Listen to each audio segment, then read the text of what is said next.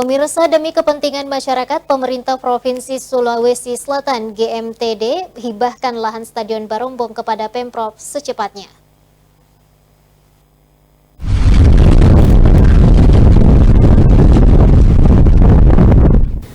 Jelang bergulirnya kompetisi BRI Liga 1 musim 2022-2023, Stadion Barombong kembali menjadi sorotan sejumlah pecinta sepak bola di Kota Makassar.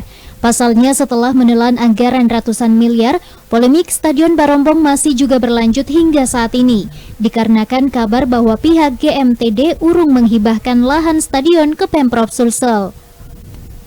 Menanggapi hal tersebut, Sultan Rakib selaku Humas Pemerintah Provinsi Sulawesi Selatan mengungkapkan bahwa pihak Goa Makassar Tourism Development atau GMTD telah menyerahkan berita acara penyerahan lahan yang sudah ditandatangani pihak Pemprov.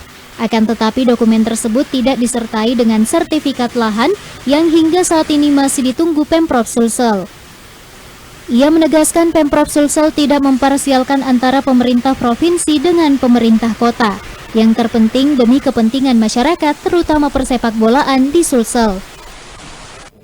Ya, pemerintah Provinsi Sulawesi Selatan tentu berharap agar GMTD segera merealisasikan hibah Stadion Barombong ke Pemprov Sulsel, karena sebelumnya sudah ada perjanjian hibah yang ditandatangani oleh GMTD dengan Pemprov Sulsel.